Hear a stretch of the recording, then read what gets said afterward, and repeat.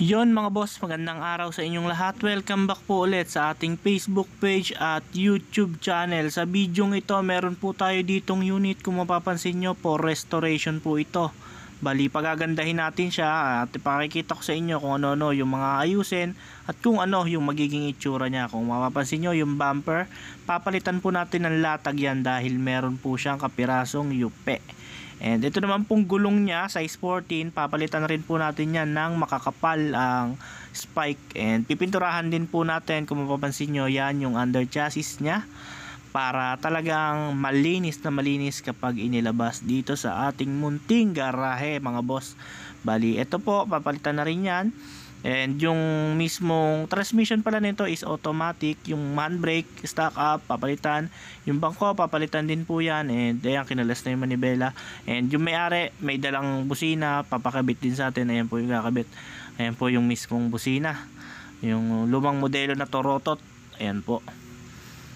And yung bubong po pala nito is gagawing steel top. Kakalahatiin natin yung bubong. Bali, ito po yung pang ilalim niya mga bossing. Ayan po, kung mapapansin niyo, ayan, bagong ano na po yan, bagong underwash. Ayan, and ito po yung likod. Bali, lalagyan po natin siya ng top load, i-close po natin siya. Kumbaga, steel top po. Ito po yung version nito is double cab na pinaikli. Bali, anak siya ng double cab. Ayan mga boss. Pero kung tawagin is single cab dahil bigfoot lang po yung haba nito. Ngayon gagawin nating kargahan yung likod. Tapos bubuksan natin yung mismong likodan niya.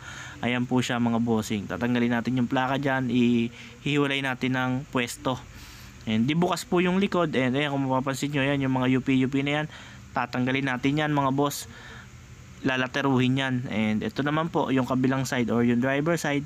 Ayan yung bangko niya, papalitan din po natin yan.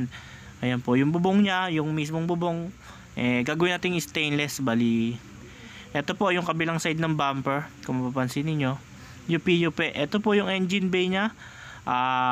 Bubuksan natin, pakikita natin sa inyo kung ano yung makina. Bali, ang makina po nito is Toyota 5K na automatic ang transmission.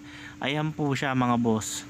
Ayan, yung engine bay, pipinturahan din po natin yan para po talagang malinis na malinis kapag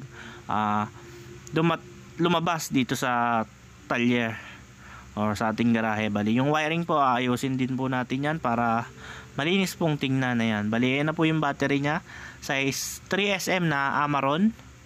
Ayan po siya mga bossing. And sa video to, makikita nyo kung paano unti-unting gumanda tong unit na to. Bali, yung tutorial po mga boss, mahirap na i-video. And yung mga nagagawa at yung nagiging improvement na lang po sa unit yung ipapakita ko para po hindi po mahirap mag-video kasi nagagawa rin po tayo, hindi po natin mabibidyohan isa-isa. And sana sa susunod na mga video natin is makakuha tayo ng editor at yung mismong videographer natin. Bali, ito na po yung sumunod na nangyari. Nakalas na po yung roll bar and nailipat na po yung isang tubo dito sa likod para patigas. And iniwan po itong mismong yung mismong KB niya kung tawagin. And lalagyan po yan ng bubong dyan. Tapos yung bangko hindi pa natin natatanggal. And yan, lalagyan natin ng console box dyan. Pati upholstery nito mga boss sa loob gagawin natin. And ito nga po, kinalsuhan na, napinturahan na. Ayan, kung mapapansin nyo, dang linis ng pagkakadali ng pintura. Ayan po, ang ginamit po dyan is roller lang po at saka paintbrush. Napakalinis po ng pagkakadali. Ayan po, and ito naman po, nandito na po siya sa likod. Ayan. Bali, natanggalin yung lagayan ng reserva. Bubuksan niyang likod, lagyan ng pinto. And ito naman po yung kabilang side. Ayan po, kung mapapansin nyo, napakalinis, pulidong pulido po yung pagkakapintura. Ayan po, pinipinturahan po siya. Ayan yung nagpipintura, shoutout sa iyo. Ayan, napakakisig na pintor natin. Ayaw po niya magpakita sa camera, baka daw po siya ay sumikat. Ayan po yung under chassis, talagang pati sulok po. Bali, dito pa lang po sa kanang side yung napipinturahan niya. And pakikita ko sa inyo kapag napinturahan niya yung kabilang side. Ayan po siya. And ayan yung bumper na yan, papalitan natin ng mismong plancha yan para bumalik sa dati at walang kupe. Bali, dito po is nakutkot na. Ayan, meron mga ibang part na napinturahan na. And ayan, kung mapapansin nyo, doon pa lang po siya sa kabila. And ito pong kabila is wala pang pintura. Ayan po. Ayan, bali malinis na po yan mga boss. Yung mga dating pintura, papatungan lang po yan. And next mga boss, ito po yung naging resulta. Bali naikabit na po yung likod niya. Tapos naipatong na rin yung bubong niya or yung mismong alulod ng bubong mga boss. Bali ayan, pinapattern po yung pinaka bracket para sa kanyang mismong bubong. Bali naikabit na rin yan, no, yung likod. Ayan. Ayan, bali ayan po yung space sa likod. Lalagyan po ng bubbles yan, yung speaker, para maganda tignan at hindi nakakaboring pag dala-dala tong sasakyan na to. Ayan po, bali 304 po yung ginamit natin na yero dito, para wala na talagang bulukan mga bossing. Ayan, bali sa likod nito lalagyan natin ng barandilya yan. Abangan nyo po sa next na video. Ayan, bali eto na po pala ulit. Ayan, nabapping na, nalagyan ng barandilya. Medyo pumugi-pugi na to mga boss, konti na lang yung kulang. Ayan po, kung mapapansin ninyo, wala na yung kupe, pinalitan natin ng mismong plancha. Baka sabihin nyo, pinalo lang natin, hindi po. Ayan po yung kanyang bubong. Talaga namang pulidong pulido. Ayan, next na natin yung bangko niya. Yung bangko, papalitan na natin yan. And ayan, nagawa na po pala yung kanyang back seat or yung bapol sa likod. Ayan, makakaupo pa naman po yung tao dyan. And ito po yung kanyang barandilya sa likod. Ayan. Tapos naukita na po pala yung likod niya. Ayan, nabutasan na. Lalagyan na lang ng mismong bisagra para po di bukas na or na-open na yung likod. Ayan, ginayap to sa mga double cab natin yung likod nito. Ayan, 304 po yung gamit natin dito na tubular, pati yung yero, para walang masabi yung may-ari. Ayan mga bossing, ayan yung mismong bubong nyo. Ayan, antayin nyo lang yung magiging outcome nito mga boss. Napakaganda nito. Ayan.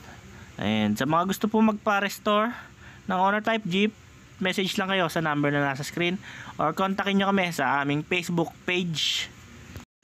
Ayan yung nakapin sa screen. And ito na po yung sumunod na pangyayari sa video na ginagawa natin. Ito po, ayan yung likod niya. Pipinturahan na po siya ng primer gray. Ayan po, and nabapping na po siya. Tapos yung loob is napinturahan na rin, primer gray. And yung console box niya nagawa na rin. And sa susunod na vlog siguro or sa susunod na video na to is na-upholsteryhan na itong unit na ito. And na-wiringan na rin po pala ito mga boss. Hindi ko lang naipakita dito sa part ng video na to dahil ayun nga po, inikutan lang natin. Tapos ayan po yung flooring nya. Ayan, and yung bubong nya po, ayan po, napakalinis. Yung top load nya hindi lang nakakabit. Nilagyan rin po pala to ng hagdan. Pinalagyan ng may-ari dyan, oh, sa gilid. Tapos ayan po, ayan yung flooring. Ayan, brush po at saka yung roller ang ginagamit natin para makapal na makapal po yung hagod ng mismong pintura. Bali yan na mga boss, ready na po siya ilabas kasi upholsteryhan na po siya. And kung mapapansin nyo, yung salamin niya sa likod hindi pa nakakabit dahil uunahin talaga yung upholstery para maikabit yung salamin kasi may lock po or yung pinakagoma niya is ayun yung pinakapag-iipitan ng mga upholstery. Ayan.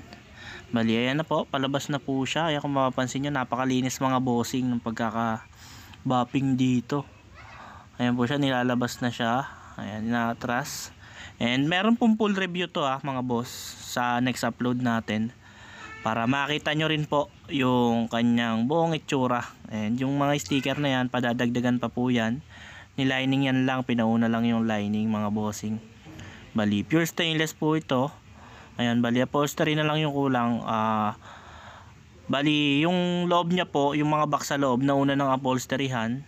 And ito na lang yung pinaka ceiling niya or yung mga gilid, yung paligid po, yung background ang hindi pa na-upholsteryhan. And pagbalik po niyan dito, okay na yan. Bali, tapos naman na tong unit na to. Ayan, natakbo na, nakita nyo naman. Bali, sa next video, tapos na po ito.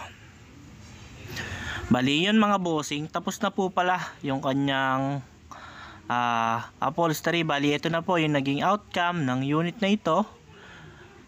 Ito po, kung mapapansin nyo yung unang video natin, lukot-lukot yung plancha ng bumper nya, and ayan yung pintura ng ilalim, okay na. Ayan po yung gulong na ginamit. Ayan, atis na atis sa kapal. Tapos ito po pala yung makina or yung engine bay. Dinitel natin, ayan, pinalitan ng busina na turotot. Ayan po yung kanyang makina, radiator fan. Yung battery, binalitan natin ng plug ng battery or yung polo ng battery. Ayan, may-ari na yung bumili. And dito naman sa windshield, kinabitan natin siya ng mismong visor sa gilid. Tapos ayan po, yung side mirror pinalitan din. And nilagyan ng hataw na white and orange. Ayun yung gusto ng may-ari. And yung mga lukot-lukot dyan sa ilalim or sa mismong running board nya, pinalo na rin natin. And ito po yung kanyang console box. Yung handbrake okay na rin. Ayun yung kanyang shifter. Tapos yung kanyang dashboard is pininturahan natin ng red and black. Bali, may nakaabang na wire sa gitna para sa kanyang ceiling light. Ayan po yung loob nya. And sa taas naman, nilagyan ng Batman yung kanyang carrier. And stainless po yung bubong. Ayan lang po yung naiwan, yung sa gilid or yung KB nya. Ayan po yung gulong nya mga boss. So, bali 5 piraso po yan. Ayan naman yung under chassis. And dito naman po sa likod, ayan yung tubo or yung barandilya niya. Talagang gusto kasi ni sir na ganyan nga yung forma kasi kakargahan niya daw ng mga pamale-malengke niya. Ayan yung mga pinamalengke niya. Ayan po yung likod niya, yun pa rin po yung ginamit natin na taillight. Kasi magandang klase po yan. Ayan, oh. Ayan, kung mapapansin nyo yan, yung ilalim po or yung pinakalaylayan pinalitan natin and tinabasa natin yung pinaka ibabaw ng hook. Kasi nga, ayan, magiging stepping board. Nabubuksan din po yung kanyang likod. Ayan. Ayan, oh, pati reserva niya, nakapal, oh. 5 mags, ayun ang kinagandaan dito, 5 mags. And ayan, 304 po yung tubo na ginamit natin dito. And dito naman sa likod, or sa gilid pala, ayan, sorry po. Nilagyan po natin dito ng carrier ladder or yung mismong hagdan niya papunta sa carrier. And ayan naman po yung likod. Yan sa likod siguro makasya dyan, mga 2 tao lang kasi maliit yung space sa likod. Talagang pang speaker lang talaga yon yung sa likod, pero pwede rin lagyan ng mga gamit. Bali yun po mga boss yung naging outcome sa pagre-restore natin. Bali may full review po ito. Abangan nyo sa next video at kung magkano yung nagastos lahat-lahat sa pagre-restore. Ayan. Bali sa mga gusto po magpa-restore, tawag lang po ulit kayo sa number na nasa screen, and ilalagay ko po yung Facebook page namin para madali nyo po kaming ma-contact. Bali yun lamang po mga boss, hanggang dito lang muna ang vlog na ito. Bago nyo po lisanin, huwag nyo po kalimutang i-click ang subscribe button para lagi kayong updated sa mga video na ilalabas namin tungkol sa Honor Type Jeep. Thank you and God bless.